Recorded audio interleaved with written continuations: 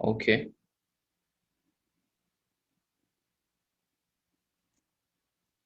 All right.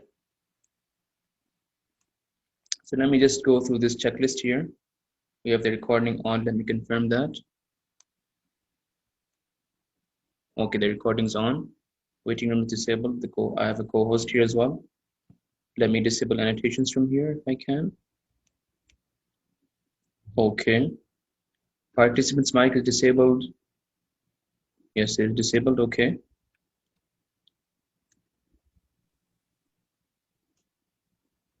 Okay. And my video is pinned.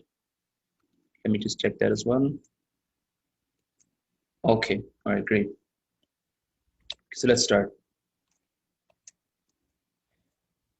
Some ground rules for this workshop. First of all, the timing is from 4:15 to 5:15.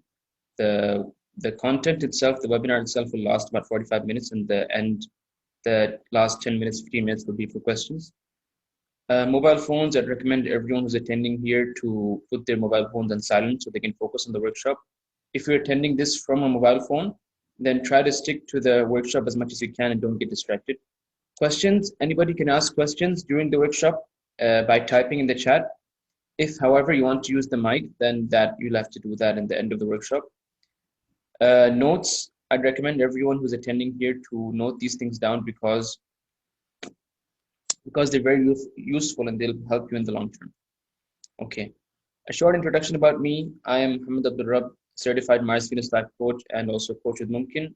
I'm a student at the Islamic University of Medina, where I am completing my bachelor's in Sharia, and I aspire towards bringing a perspective to coaching by combining it with Islamic values.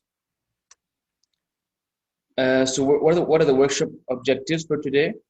The objectives are divided into two. The whole workshop is divided into two.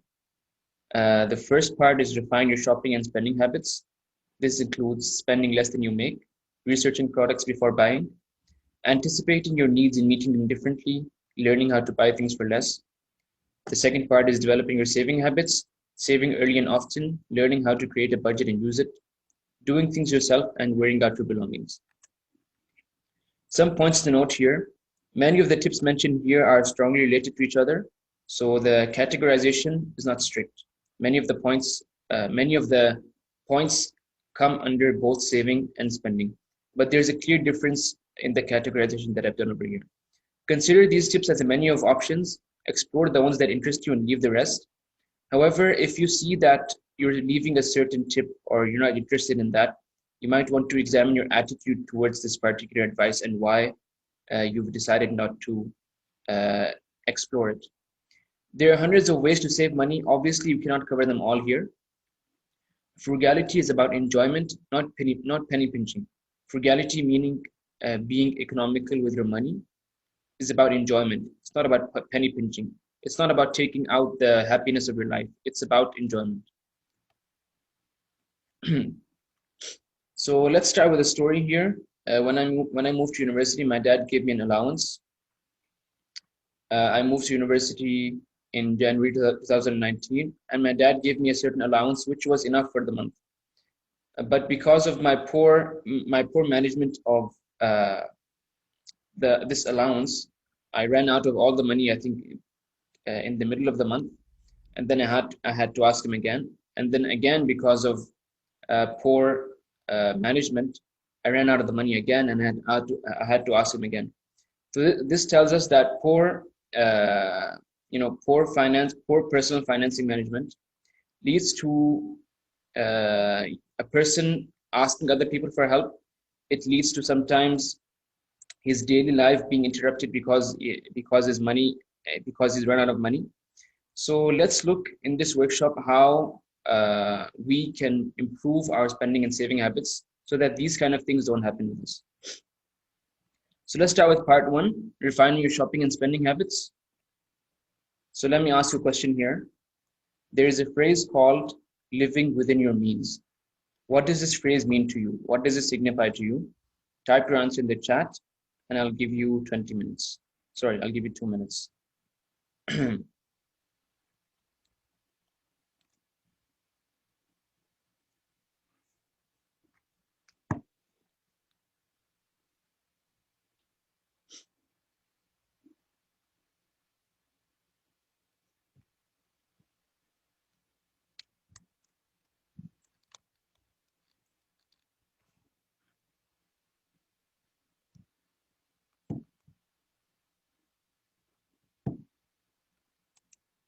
So this phrase, living within your means, what does it signify to you? And type your answer in the chat.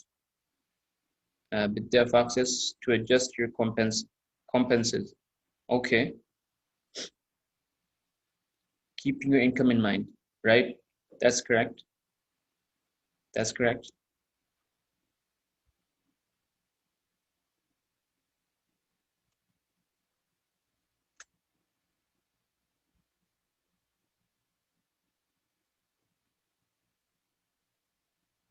To have less expenses than income. Yeah, that's also a correct answer. Okay.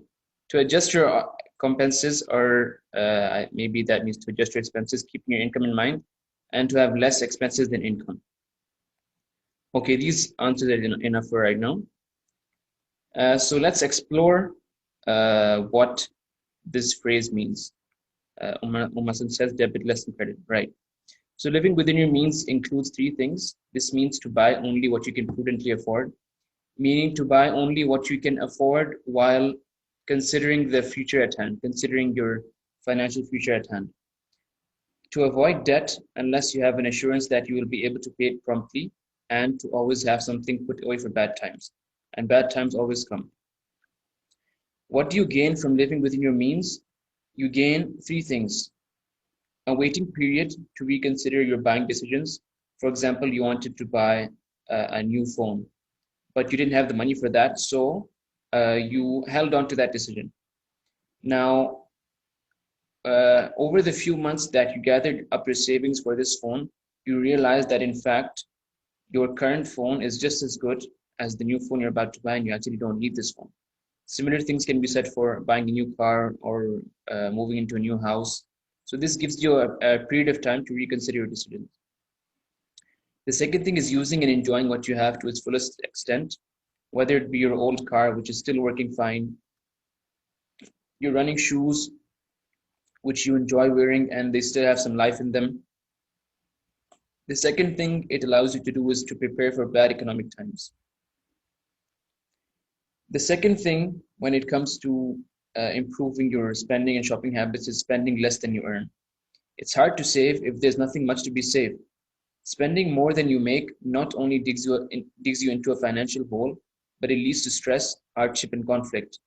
What you mean by a financial hole is that if every month a person spends more than he earns, he'll have a deficit for that month, which will increase the next month because he has not changed his habits, and it will keep increasing, which might lead him to take on some loans, and these loans will also keep increasing over time until he reaches a point where he gets overwhelmed by all these loans and all the loss of money. It also leads to stress, hardship, and conflict.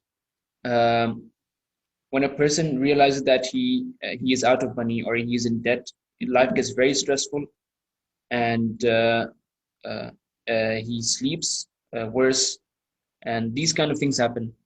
The amount of money you earn and your saving habit are two different things. To start saving, you need to start spending less. It's not always true that if a person earns more, that let's say a person earns millions of riyals a year, it's not true that people who earn more can save better. Saving is one thing and earning is another thing. So a person who earns maybe 100,000 riyals a year, his ability to save 20% is a good habit that he has. On the other hand, this person who earns millions of riyals a year, his spending habits are so bad that all of his money finishes within this year. So these are two different things, and they're worked on in different ways. The third thing in this category is anticipating your needs. Anticipating your needs is that knowing what you will need in the close future and starting to research on that and starting to look for deals on that from right now. So keep a list of things you know you'll be needing in the coming year. Get to know the brands, features, and prices. By knowing that you'll be needing something in the middle of the week, for example, if you need milk in the middle of the week, or you know when you need to take your next flight, you can anticipate a need. A similar thing can be said, for example, if you know that your shoes are getting old and you need to buy shoes, for example, 3 months later, you can start searching from now. If you know you need to buy a new phone, you can start searching from now. Now, what that gives you is that if you start searching for something 3 months or 2 months in advance, or even more than that, you know all the brands that are possible, that are that are good to buy. You know their features, you know their prices. You know that if a deal comes up, you can take advantage of that. For expensive items like cars, computers, or phones, waiting until next year's model is about to come out can get you a big discount on this year's model. Anticipating your needs also eliminates one of the biggest threats to your frugality, which is impulse buying. Impulse buying is when you take a decision based on your wants and without critical thinking. For example, you walk into a shop and you're hungry and there's candy at the counter, and without thinking, you buy this candy because you're not thinking about the money you have to save or you have to spend. So you have to be honest when you're out shopping. Don't deceive yourself when you look at something new or shiny that I really needed this. For example, if you walk into an electronics store and you see a new phone and it looks very nice and it has a beautiful blue color, and you think, I actually needed a new phone, and you decide to buy that phone. Now think to yourself honestly about that decision. It might be possible that you already have a completely usable phone at home, which already has all the features you need. This anticipating your needs or impulse buying does not apply to when you see an item which you genuinely anticipated needing. For example, if you genuinely knew that you needed new shoes and you entered a store without having the intention to buy shoes, but then you saw shoes at a good deal and a good price, and you took advantage of that, there's nothing wrong with that. Meet your needs differently. The principle of substitution says that there are hundreds of different ways to meet a need.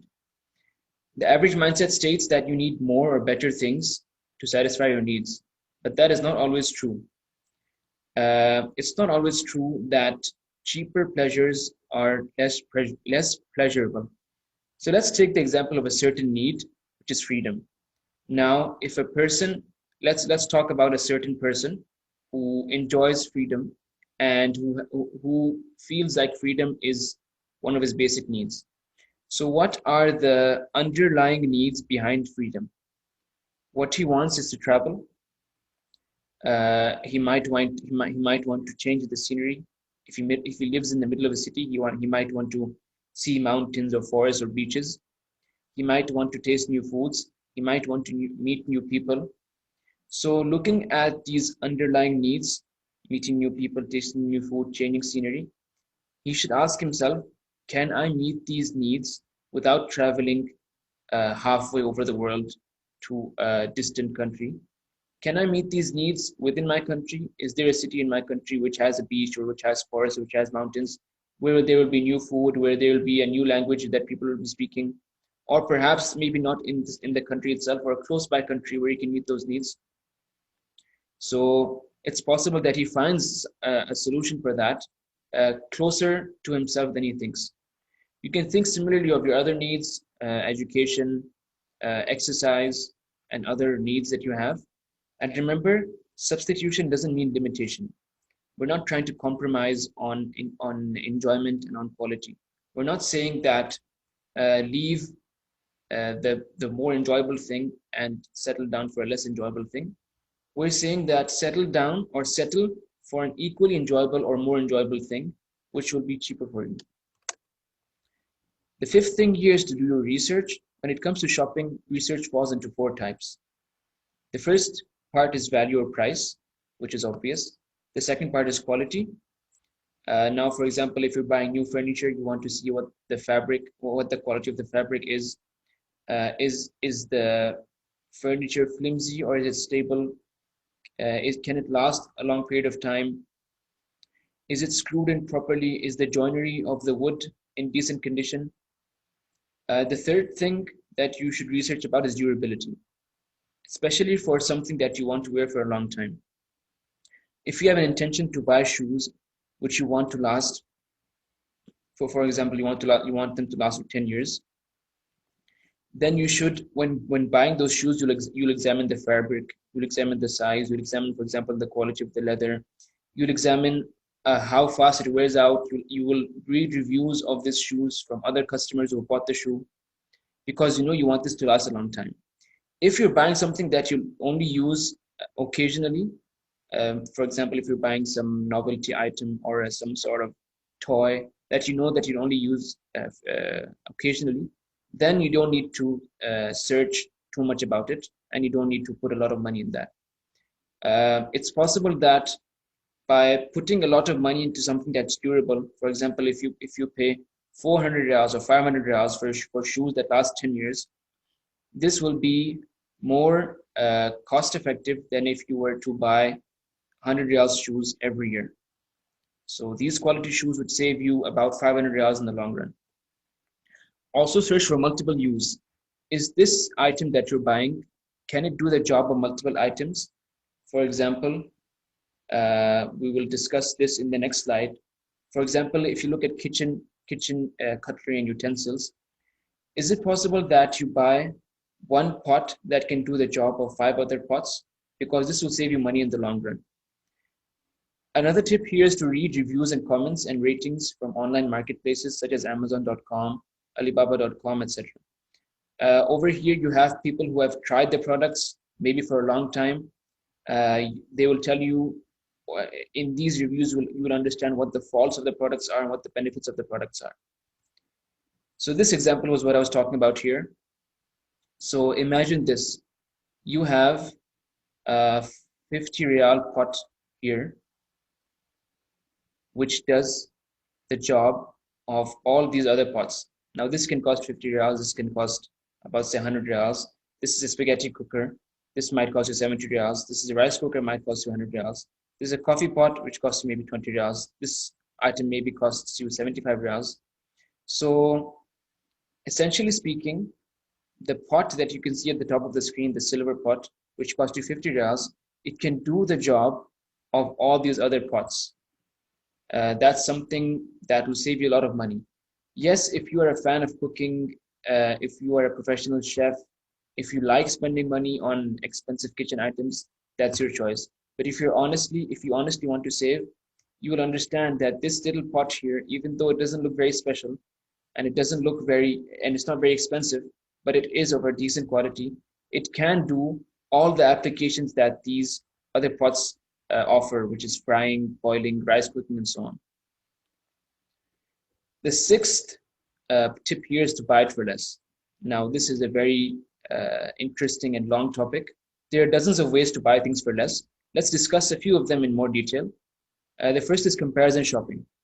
You look at the prices of different stores, either physically speaking, meaning you go inside stores and you compare prices, or you compare them on websites and apps. Now, experienced comparison shoppers can save themselves thousands of reals through this process. Some retailers even offer price matching. If you go to a certain shop or a certain store and you tell them that this phone that I want to buy or this laptop that I want to buy is on a lower price in the same branch of your store at the other side of the city, they will allow you to purchase it using that lower price. The second thing is to ask for discounts. You can ask for all kinds of discounts. You can ask for discounts on things that are already on discount. You can ask for discounts on things that are in less than perfect condition. You can ask for discounts if you're buying in bulk. You can ask for discounts even after the period of discount has ended. So there is nothing to be lost from asking for a discount. The third thing here is to buy it used. Re-examine your attitude towards buying used items. Most of us lived in used homes. Many of us drive used cars, which we understand to be of a good and reasonable quality. So re-examine your attitude towards buying used items. You might want to explore buying other items. You might want to expand the list of the used items you buy, because used items can be much cheaper than brand new items. Especially, for example, if you buy a car which is a few months old, which has been used slightly, it will be thousands of reals cheaper than if you were to buy it brand new. The fourth thing here is to visit flea markets. These are street markets in which you have people selling things for cheap. You also might have families who are moving across the city, and they might be trying to get rid of their household items as fast as possible. In the US, you also have garage sales, which are very common. They're also good places to get cheap items. Now let's come to part two, developing your saving habits. The first part is saving early and saving often. Saving money is a very important habit to have. The earlier you start, the stronger the habit will be, and the easier it will be to save when you grow up. If you start developing this habit in your childhood and taking care of this habit and making sure that every time you get some money, you put a part of it away in your savings, this habit will become strong with you and remain with you when you grow up. Many adults have a hard time saving because they were not taught as children, they did not practice as children to start saving, and they have a very hard time saving when they grow up. If you're still in school and you get pocket money, start saving. You don't have any responsibilities, so there is no real need to spend any money. Compare this to a person who is working a job and who has a family. He needs to pay electricity, he needs to pay rent, he needs to feed his family, he needs to pay internet bills, he needs to pay rent for his car, for his house, for example. So there's a lot of difference between a person who has no responsibilities and a person who has. So start early, and this habit will get stronger over time. The last tip here is to save first and spend later. If you get a certain amount of money and you would like to save a part of it, put the saved part away in a certain place as the first thing you do. Don't tell yourself that the money I have here, I'll spend as much as I want to, and the rest that is left will be saved. Many times, this part that you wish to save, which will be the last part of your money, sometimes it just slips away into your expenses. So you should save first and spend later. Now, what do you get from saving early and often? You get a reserve of money that you can use in times of emergency, such as an illness, such as a natural disaster, earthquakes, or, for example, emergencies in which you have to travel, you have to leave the country, or you have to visit your home country in an emergency. And emergencies happen unexpectedly, and they happen. They happen to every single person. You also have the ability to take advantage of financial opportunities when they arise. For example, if you've been saving up for a car which you want to buy after 6 months, but the large amount of savings you have allows you to take advantage of a certain deal that you see only after 3 months. For example, if you see that this car, which cost 60,000 reals, all right, which you plan to buy next year, will cost 50,000 reals, or is costing 50,000 reals because this company is offering a certain deal or certain discount. Because of the large amount of savings you have, you can take advantage of this opportunity. Similar things can be said about taking advantage of financial opportunities. For example, if someone is setting up a business, or if there are some shares, there are some useful, or let's say highly profitable shares that a company is offering, which you can take advantage of also using your savings. The third benefit you get here is the ability to finance big events or purchases in your life, such as buying a car, such as going for a holiday, such as financing your wedding, such as financing your college education. The fourth thing you get is peace of mind. You know that when you sleep at night, the next morning, if you have a problem, if you have a certain illness, if there's a natural disaster, if there's a family emergency, you know that you have an amount of money which you can fall back upon. You also have a peace of mind by knowing that you're not in debt. When a person is in debt, his life gets very stressful and he loses that peace of mind. So saving early and saving often will help you keep that peace of mind. The second thing when we talk about developing your saving habits is to create and use a budget. One of the most important ways of saving money is to cut down on expenses. And we can't cut down on expenses until we start tracking them and noting them down and seeing where our money is going to. Basic budgeting is straightforward. You have cash inflows, which means cash coming into your account, increasing your balance, and we have outflows, which is cash going out to expenses or other items, which will decrease your balance. If our inflows are more than our outflows, we have a surplus. And if our outflows are more than our inflows, we have a deficit. So let's look at how you can create a simple budget using an app. I reviewed a few budgeting apps for a short while before finalizing this presentation. So I saw that these three apps were good. And budgeting apps, if we speak about budgeting apps, they come in different forms and different complexities. Some of them are very comprehensive and complex, such as this YNAB app, which even connects to your bank account. It has lots of categories for expenses. It displays in different currencies.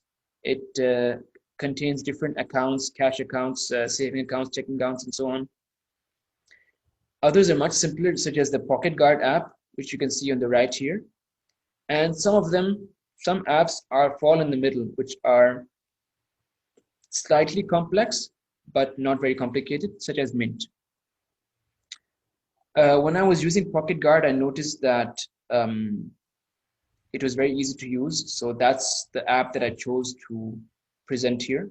So let's take a closer look at Pocket Guard. This is a small demo that I did myself on my phone, just to see how the app works. So let's take an example of this imaginary person who receives pocket money, 500 reals pocket money.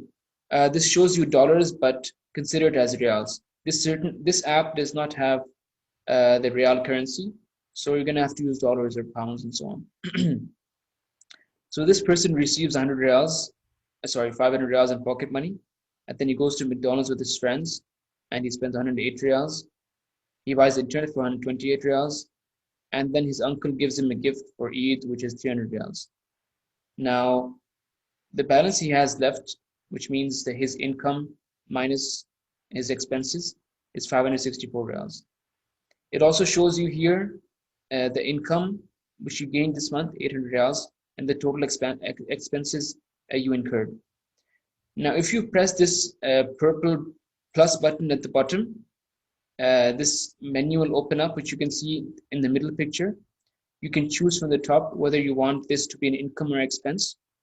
You can add the date, you can add the amount, you can choose a category. There are about 10 or 12 different categories, including business, clothing, education, and so on. You can enter the title up here, which will appear over here, such as McDonald's, such as Pocket Money, and so on. And this app also has a nice option which shows you the stats, the statistics of your spending. If you click this stats bar, which you can see at the bottom of the picture, if you click the stats bar, it will open this picture, which you can see on the right side. It shows you the week that you're in and the expense that you've incurred. For example, internet is appearing in the gray color. You can see 128 reals. You can see the amount spent at McDonald's is appearing in purple or blue, 108 reals. You can also see total income in blue, total expenses in orange, and total transactions, which means all the money that has gone in and out, your expenses plus your income. So this is a small app, useful app, which I found easy to use, and I would also recommend you to use it. The third thing in saving habits is wearing it out. Wearing it out meaning using your certain belongings that you have to their fullest extent. Before you're about to buy something, ask yourself, do I already have one of these that is in perfectly usable condition? And what I'm doing, am I trying to buy a new product to replace one that is old, that is no longer working? Or am I simply duplicating and upgrading items that I already have, which I don't need? Because a lot of these purchases, which are simple upgrades and simple replacements of already useful and existing items, they cut down a lot into your expenses. So ask yourself that question before you buy something new. Another way to save money is to ask before throwing something away whether there might be another way to use it. For example, old clothes can be cut up and used as cleaning rags. There are also other ways to reuse something instead of throwing it away. A word of caution, using something until you wear it out doesn't mean using it until it wears you out. If you have a certain car which costs you hundreds or thousands of reals in expenses, and it costs you a lot of stress, it breaks down frequently, but you're in the thought process of that I want to keep this car because I don't want to buy a new car and incur that expense. Now, in this case, it might be a much better idea to just buy a new car because all the stress and all the maintenance costs that this car is giving you, it's slowing your life down and making it kind of miserable. So it might be a much better idea to simply buy a new car. If let's say you have a phone which has reached a point in its age where you have to struggle with the charger each time you want to put it in. And for example, if you have a phone and you have uh, to connect the charger, you have to wrap it around the phone and twist it in all sorts of directions, which slows your life down. Every time you need to charge the phone, you need to run to the nearest outlet, or you need to have a phone bank which you need to have wrapped around your phone. So this causes you a lot of stress and inconvenience. So it might be a better idea to simply replace this phone if it's not repairable. Now let me ask you a question here. Mention some examples of things that can be used in a different way instead of throwing them away. Type this answer in the chat and I'll give you 2 minutes. What is something that you can reuse in a different way instead of throwing it away?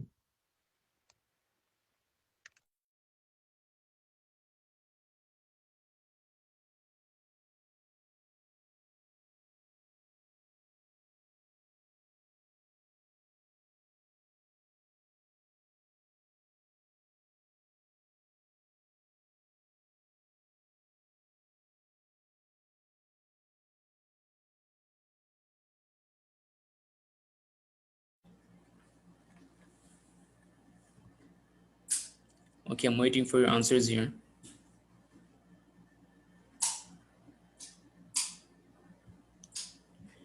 A friend of mine used their old fridge as a table to sit or keep stuff on.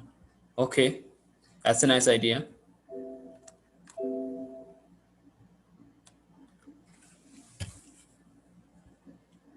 Okay.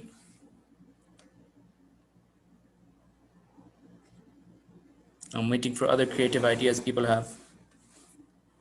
One good idea is that if you have an old phone or a laptop which is no longer usable, you give it to your kids. I mean, if you have kids, you give it to your kids so that they work on it as a kind of electrical project, to kind of take out the guts of the phone and see how it works and so on.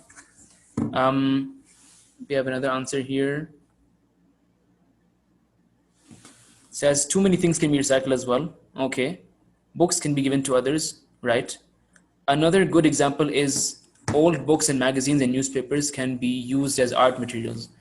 You might have heard of paper mache, or basically paper in general is good for recycling for art uses.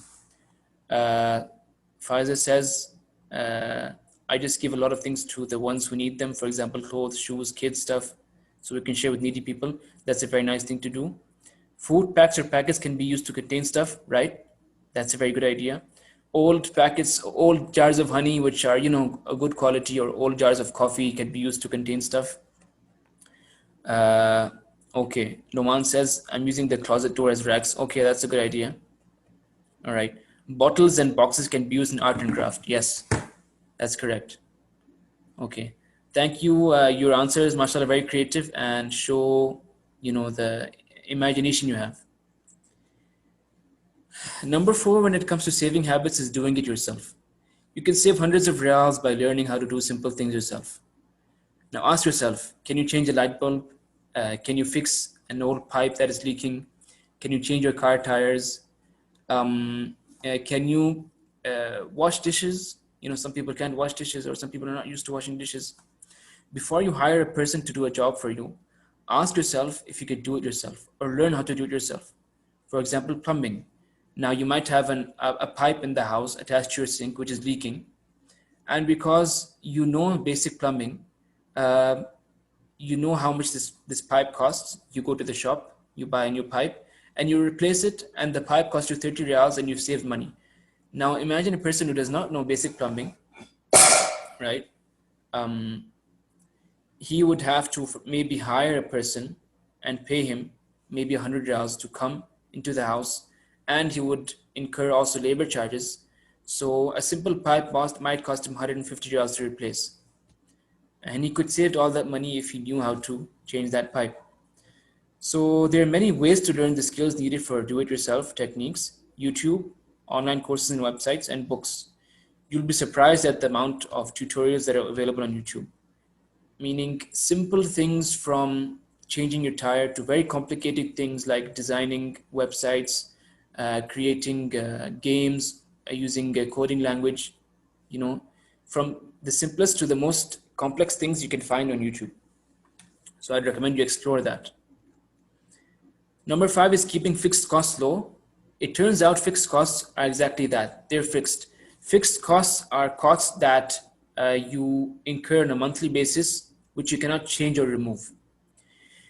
If you're paying a large installment every month for your house, if you decide to buy a large house and you pay for this house over a period of 10 years, and you're paying a large amount of your salary every month for this house, you will be paying for this house for the next 10 years.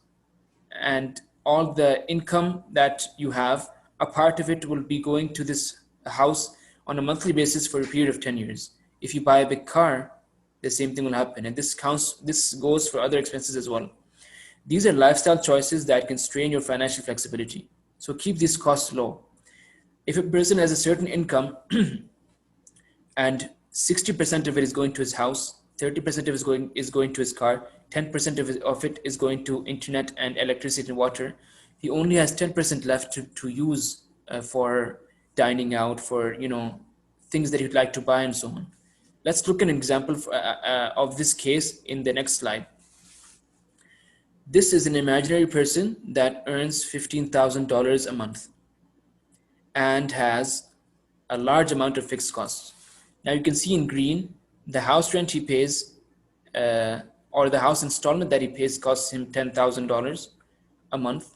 The car payment he has costs him 4,000 reals, $4,000, and the phone bill that he has costs him $500. And the only useful money which he can use, we can see in the color blue, is $500. That's all the money he has to eat out, to buy new things, to go on vacations. That's all the money he can use. Imagine if he decided to live in a smaller house and maybe use a smaller car and cut down on his internet bills. He will have a lot more of that blue useful money. Okay. We have completed these two sections of refining your shopping and spending habits and developing your saving habits. So let's go over these briefly. The first thing in refining your shopping habits is spending less than you make. Research products before buying. Anticipate your needs and meet them differently, and buy things for less. The second part, develop your saving habits. Save early and often. Use a budget. Do things yourself, and wear out your belongings. Acknowledgements. This course has been taken almost entirely from these two sources. The book called Your Money or Your Life by Vicky Robin, and Personal Finance Tips, which are some videos by college professors Jim Stice and Kay Stice. So at the end of this workshop, at the end of the session, I want to ask you, are you interested in improving your financial habits? Are you interested in taking your financial habits to the next level? Fill out this coaching form and we can dive deeper into your spending habits, your saving habits, and then perhaps develop a plan on how you can improve those habits to save you money over the long run. Take action. The first step is to fill out this questionnaire, which you'll find in this link. This link will also be shared on the WhatsApp group of the workshop, and I'll also post it in the chat after a few minutes. So it only takes a few minutes, and the first 5 forms that I receive will receive a confirmed coaching session the following week. By completing this form, you're eligible for a free one-to-one coaching session. In this coaching session, we will look at where you are in different aspects of life, where you'd like to be, and why that's important to you. This is a brief description of Mumkin. Mumkin is a team of highly qualified coaches who are certified from multiple schools of coaching and who provide coaching services to individuals and organizations of different types. So at the end of this webinar here, I would like to ask you, what was most useful for you in this session? Did you learn something new? Did you discover something interesting? And I'll allow you a few minutes to respond.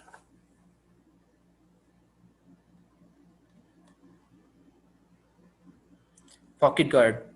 Okay, that's good. Pocket Guard was even a discovery for me. I didn't know that such an app of this ease and convenience was available.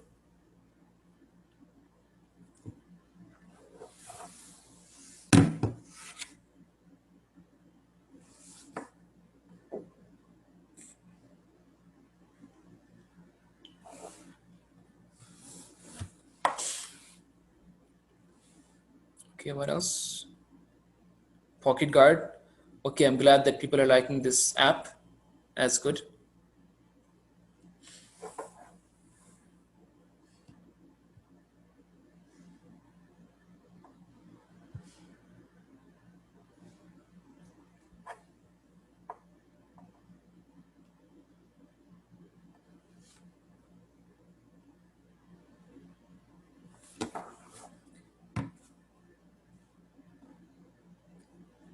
Um, Osama says, you mentioned some very crucial aspects of managing everyday finances. I'm glad that helped you out. Umesh says, concept of administrating cost and earnings. That's nice. Saving tips for long-term goal. And Saad says, anticipating needs to avoid overspending when out for shopping. Okay, I'm glad that the participants here have gained all these good insights from this workshop. So we'll come to the final thing, which is question and answers. If anyone has questions, they can raise their hands and they can type the question. If they want to use the mic, they can raise their hand. Hassan has raised her hand. So let me see if she wants to participate. So I'll allow her to unmute.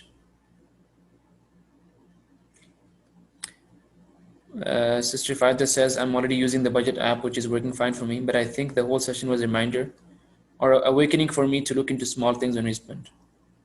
Nice.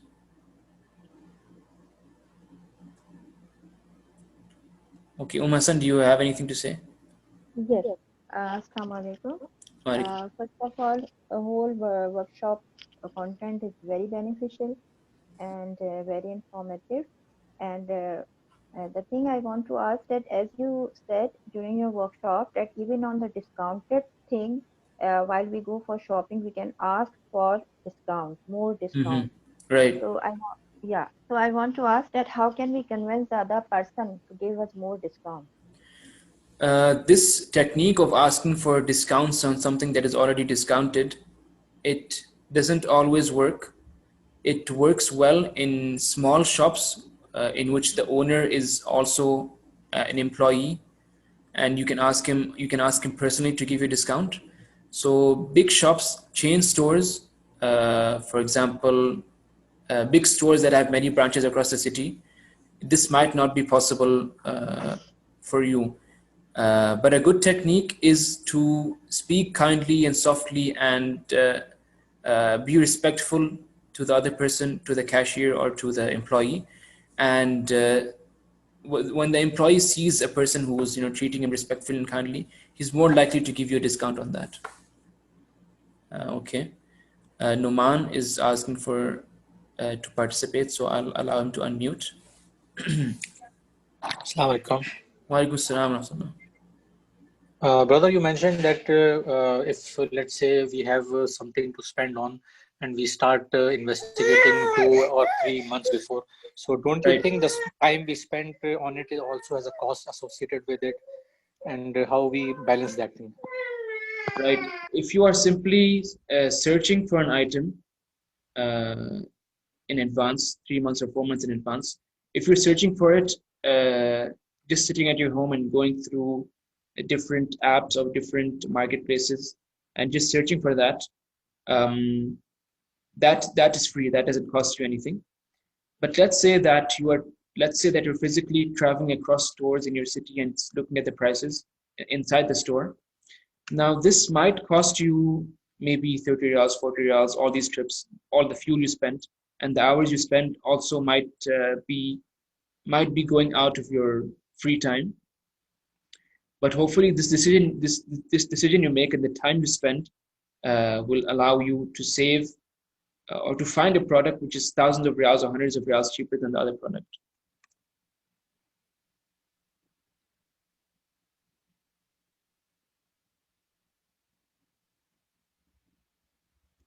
Okay.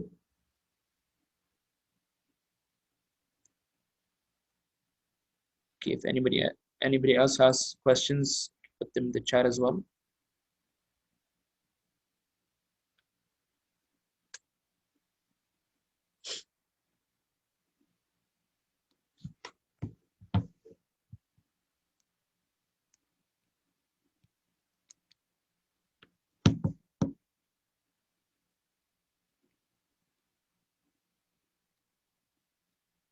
Okay, Arsan is mentioning that another app allows you to have multiple accounts and currencies. Right. He mentioned this app in the chat. Okay, thank you, Arsalan, for this participation. Okay, so I will share the link of this form in the chat over here so that whoever is interested can fill out that form. So let me search for that.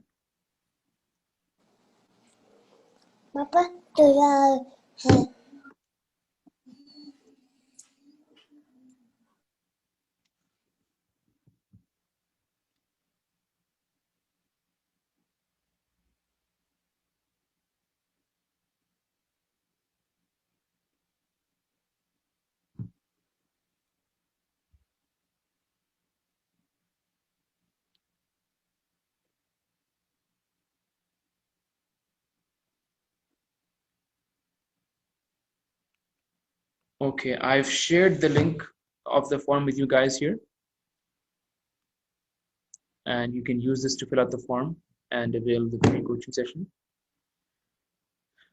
And this link will also be shared in the group after this workshop. So we'll wrap up the question and answer session and come to the end of the presentation. And I would like to thank everyone for coming and participating and giving their interesting ideas and insights. So Jazakumullah khair. I will end this meeting now. Assalamu alaikum wa rahmatullahi wa barakatuh.